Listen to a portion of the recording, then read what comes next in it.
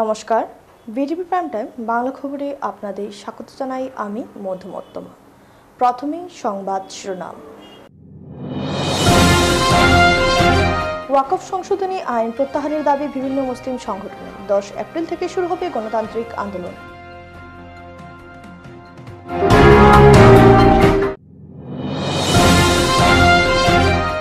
ভাগা শেরখান সড়কে সংঘটিত হল মোটরসাইকেল দুর্ঘটনা। অটোরিকশার সাথে দুর্ঘটনায় গুরুতর আহত যুবক।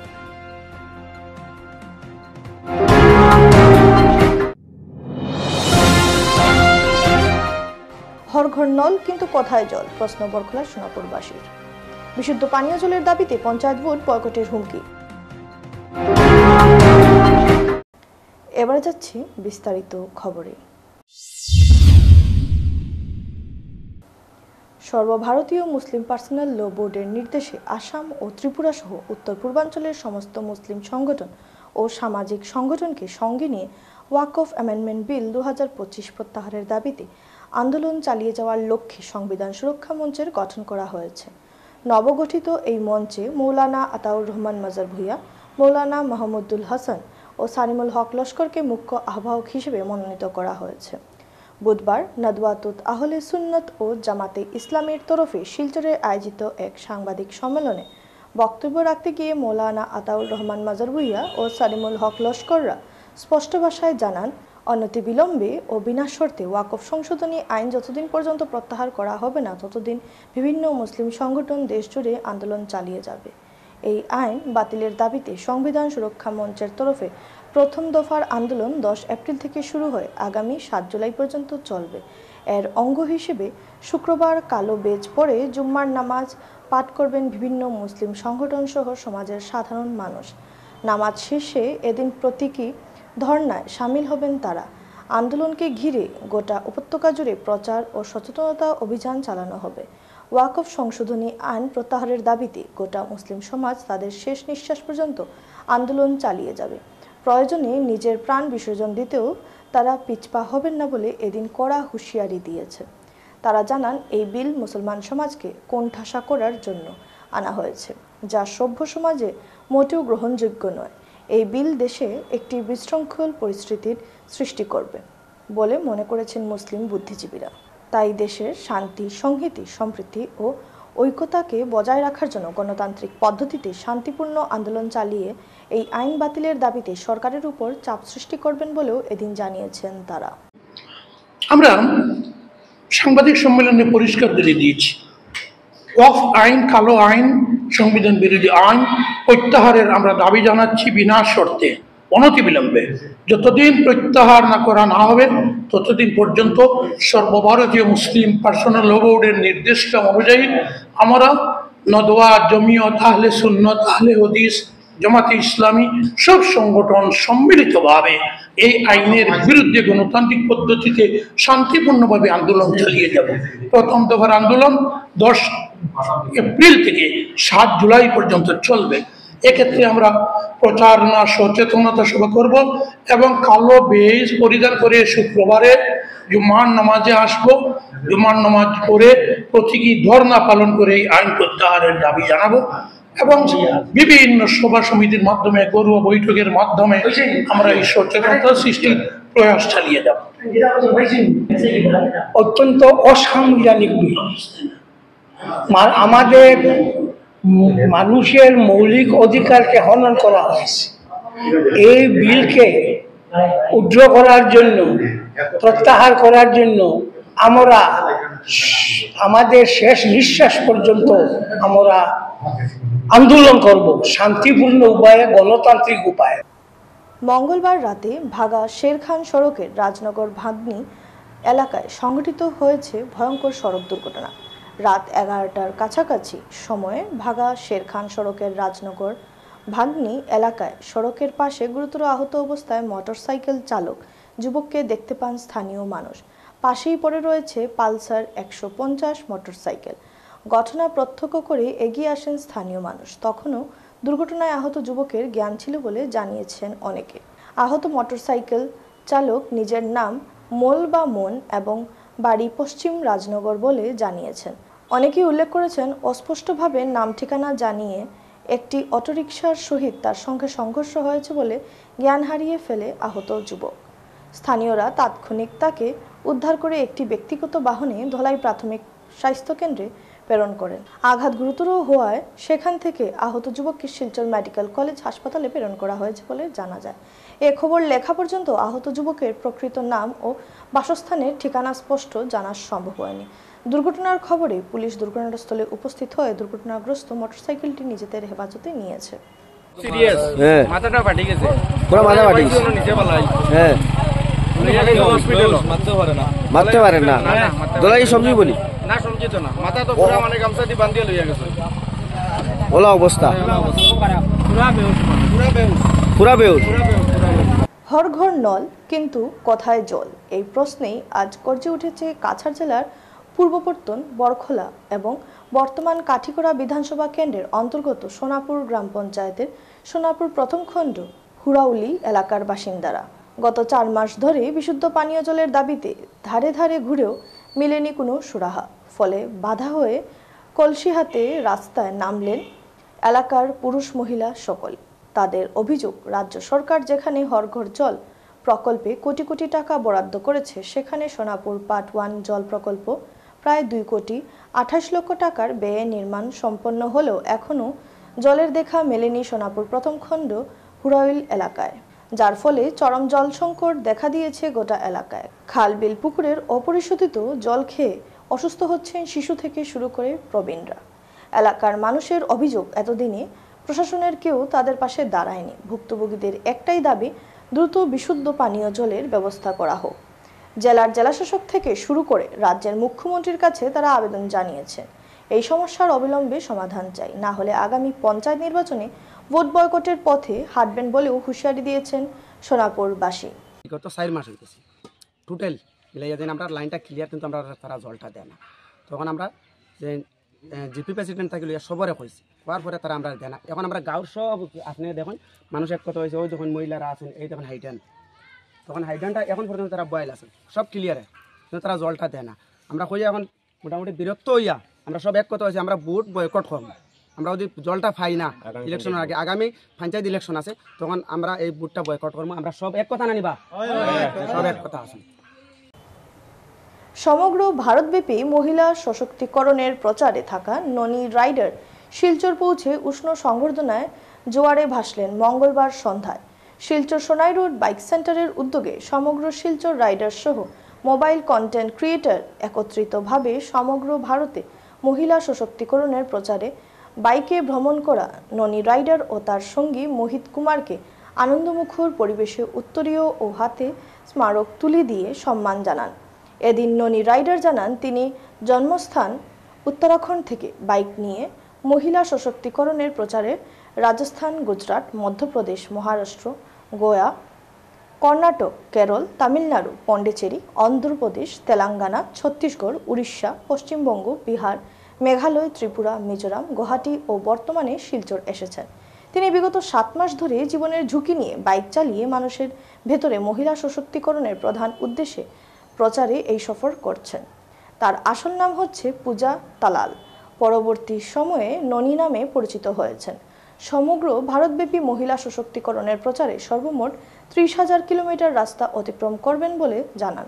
এদিন অন্যান্যদের মধ্যে উপস্থিত ছিলেন বাইক সেন্টার স্বত্বাধিকারী বাপন দেবনাথ, সুশান্ত এবং রাইডার রাজদীপ दास प्रमुख। मेरे एक अवेयरनेस से बच्चे बच्चे आने वाली लाइफ टाइम का लेसन रहेगा। तो इस तरीके से कोशिश करें छोटे छोटे बच्चों को, जब थोड़े से बड़े बच्चे मिलते हैं टीन एज के या थोड़े यंग बच्चे, हम उन्हें बताते हैं कि तुम्हारे पास इस तरीके के राइट्स है, आपके पास महिला हेल्पलाइन नंबर है, पुलिस नंबर है। तो ये मतलब मेरा ओवरऑल जो मेन राइड है, सब मस्ती मजाक तो हेलो मित्रों मैं हूं राइडर नॉरी, मैं करीब 30,000 kilometre all over India ride, ये तो सब सुन रहे हैं, बट एक्चुअल में रीजन क्या है, ये है इस तरीके से सशक्त कर रही हूँ।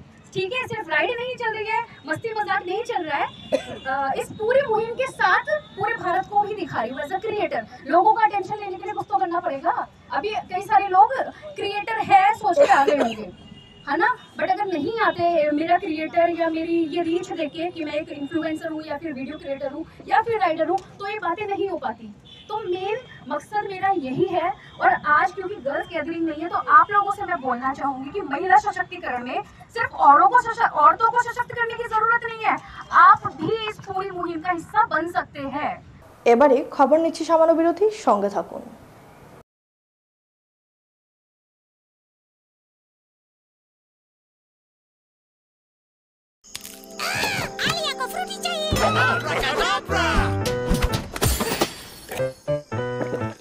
I'm a mango. I'm a mango.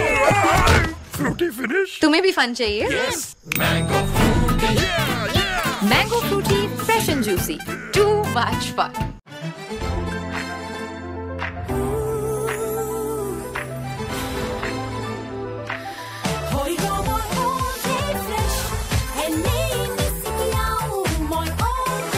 কমফৰ্টত আছে 10x ফ্ৰেছনেছ, কাপোৰ হৈ ৰয় অল ডে ফ্ৰেছ। চেনি না না না, মোৰ চুগাৰ নথকা কাপ ডায়েবেটিছত কম কৰিবলগীয়া হৈ পৰে। তেন্তে ব্লাড চুগাৰ কম হ'ল? ক'তনো, অকল চুগাৰ কম কৰিলেই যথেষ্ট নহয়। মানে এতিয়া ফাইবাৰ থকা কাপো ষ্টাৰ্ট কৰা, যেনে হৰলিক্স ডায়েবেটিছ প্লাছ।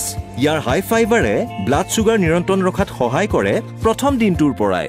এদিন এটা কেৰকেটুৱাই পানীত মিলোৱা অৰেঞ্জ পাউডাৰ বেছি আছিল।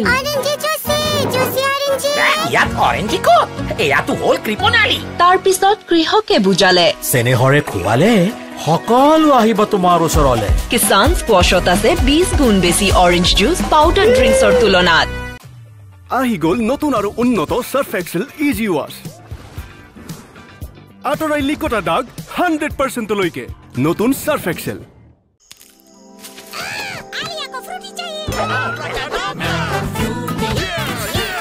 Mango fruity, fresh and juicy. Too much fun.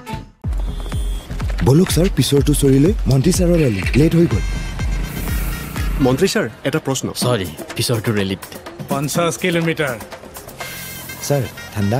যেতিয়া ঘামেদি ওলাই যায় ইলেক্ট্ৰলাইটছ, তেতিয়া ঠাণ্ডাই নহয়, ইহে কৰিব ভাগৰৰ লগত ফাইট। আগবঢ়োৱা হৈছে নতুন গ্লুকন ডি এক্টিভৰ্ছ, য'ত আছে ইলেক্ট্ৰলাইটছ আৰু গ্লুকোজৰ ডাবল এডভান্টেজ। ই বেগেতে কাম দিয়ে আৰু কেৱল এনাৰ্জিটো চাই নহয়, বৰঞ্চ এক্টিভো কৰি তোলে। গ্লুকন ডি এক্টিভৰ্ছ, এনাৰ্জি আছে, এক্টিভ কৰি তোলে। ফিরে এলাম বিরতির পর। মধ্যাহ্নভোজন প্রকল্প MDM, যার বর্তমানে PM পোষণ হলো কেন্দ্রীয় সরকারের পোষকতায় গঠিত একটি প্রকল্প, যা সমগ্র শিক্ষা অভিযান মিশন সমর্থিত সরকারি অনুদানপ্রাপ্ত সব বিদ্যালয় এবং বিশেষ প্রশিক্ষণ কেন্দ্র সমূহে অধ্যয়নরত কো শ্রেণী থেকে অষ্টম শ্রেণীর শিশুদের রান্না করা গরম মধ্যাহ্নভোজন পরিবেশন করে। এই মধ্যাহ্নভোজনের কুককাম হেল্পারদেরকে এক দিবসীয় প্রশিক্ষণ দেওয়ার ব্যবস্থা করা হয়। ব্লক স্তরের প্রশিক্ষণ কর্মসূচিতে পালংঘাট ক্লাস্টার থেকে 2 জন প্রশিক্ষণ নিয়ে আসা কুককাম হেল্পাররা উক্ত ক্লাস্টারের 24 জন কুককাম হেল্পারদের প্রশিক্ষণ প্রদান করেন। ক্লাস্টারের 2 প্রশিক্ষণ প্রাপ্ত দক্ষ কুককাম হেল্পার মল্লিকা রানী দাস এবং বেবি রায় চৌধুরী ক্লাস্টার স্তরের প্রশিক্ষণ কর্মসূচিতে সংশ্লিষ্ট ক্লাস্টারের সমস্ত কুককাম হেল্পারদের প্রশিক্ষণ দেন। উক্ত প্রশিক্ষণে বিভাগীয় নির্দেশানুসারে 12 ধরনের রেসিপির মধ্যে সাদা ভাত, জিরা ভাত, লেবু হলুদ ভাত, ভুনা খিচুড়ি, ভেজ ফ্রাইড রাইস, শাকওয়ালা ডাল, আলু ডিম মশলা, ফলাধারী কোফতা, বিলাহি টক এবং মিষ্টান্ন ইত্যাদি কিভাবে সুস্বাদু, স্বাস্থ্য, বিজ্ঞানসম্মত এবং ব্যবহার রূপযোগ্য হতে হয় তা অতি সুন্দরভাবে উপস্থাপন করে রান্না করে দেখিয়ে দেন। অতঃপর সব রেসিপি সাজিয়ে একটি প্রদর্শনীর আয়োজন করা হয়, যা প্রশিক্ষণ পর্বটিকে অধিক প্রাণবন্ত করে তোলে। প্রশিক্ষণের শেষ পর্যায়ে সব কুককাম হেল্পারদের রান্না করা সব রেসিপি দিয়ে মধ্যাহ্নভোজন দেওয়া হয়। উক্ত প্রশিক্ষণে আমন্ত্রিত খণ্ড আধিকারিকের কার্যালয়ের পক্ষ থেকে উপস্থিত ছিলেন মতিলাল গোয়ালা, নীলাদ্রি কর পুরকায়স্থ, করবি ভারতী এবং উত্তম গোয়ালা প্রমুখ। উক্ত ক্লাস্টারের CRCC প্রণয় পাল প্রশিক্ষণ কর্মশালার সাথে প্রত্যক্ষ এবং পরোক্ষভাবে জড়িত সবাইকে ধন্যবাদ জানান। পরিশেষে জাতীয় সঙ্গীত দিয়ে প্রশিক্ষণ কর্মশালার সমাপ্তি হয়। সপ্তম অল আসাম ওবিনাম চ্যাম্পিয়নশিপ 2025-এর পদকজয়ীদের সংবর্ধনা জানালো কাছাড় জেলা কালারিপ্যাট্টু অ্যাসোসিয়েশন। বুধবার শিলচরের রাঙ্গিরখাড়িতে অনুষ্ঠিত সংবর্ধনা সভায় উপস্থিত ছিলেন বিভিন্ন বিশিষ্ট ব্যক্তি। উক্ত চ্যাম্পিয়নশিপটি আয়োজন করে কোকরাঝাড় জেলা ভুবিনাম অ্যাসোসিয়েশন ও দোতমা ইউনিট ভুবিনাম কমিটি। প্রতিযোগিতায় রাজ্যের নানা প্রান্ত থেকে প্রতিযোগীরা অংশগ্রহণ নেন। অনুষ্ঠানে উপস্থিত ছিলেন অল আসাম কালিরিপিয়াট্টু অ্যাসোসিয়েশনের চিফ ইন্সট্রাক্টর ও সাধারণ সম্পাদক এবং বরাক উপত্যকা ইনচার্জ রামজয় দাস এবং কাছাড় জেলার কালিরিয়াপট্টু অ্যাসোসিয়েশনের সভাপতি সুদীপ পাল সহ অন্যান্যরা। রামজয় দাস বলেন, ওনারা অত্যন্ত আনন্দিত। কাছাড় জেলার দল বিভিন্ন ইভেন্ট অংশগ্রহণ করে মোট 15টি পদক অর্জন করেছে, 6টি স্বর্ণ, 6টি রৌপ্য ও 3টি ব্রোঞ্জ পদক। আগামী মে মাসে পরবর্তী চ্যাম্পিয়নশিপ অনুষ্ঠিত হবে। তিনি শারীরিক সুস্থতা ও মার্শাল আর্টের গুরুত্ব তুলে ধরেন। সুদীপ পাল জানান, কাছাড় জেলা থেকে মোট 13 জন প্রতিযোগী অংশ নেন এই প্রতিযোগিতায়, যেখানে প্রায় 22টি জেলা থেকে অংশগ্রহণকারীরা এসেছিলেন। কাছাড় দল দ্বিতীয় রানার্স আপ ট্রফি অর্জন করে, যা জেলার পক্ষে এক উল্লেখযোগ্য সাফল্য। তিনি অংশগ্রহণকারীদের অভিভাবকদের ভূয়সী প্রশংসা করেন। দলের ম্যানেজার দীপিকা নন্দীও অনুষ্ঠানে উপস্থিত ছিলেন।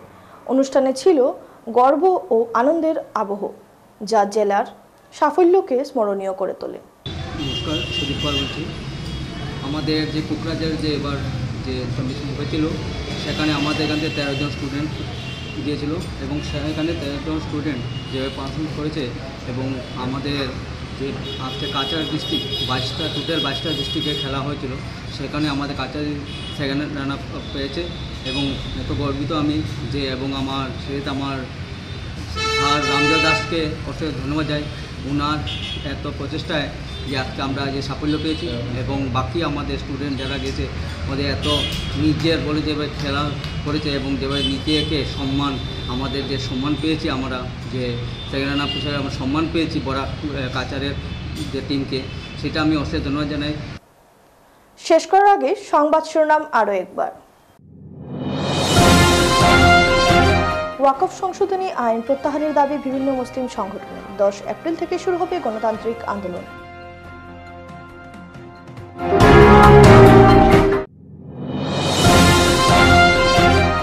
ভাগা শেরখান সড়কে সংঘটিত হলো মোটরসাইকেল দুর্ঘটনা। অটোরিকশার সাথে দুর্ঘটনায় গুরুতর আহত যুবক।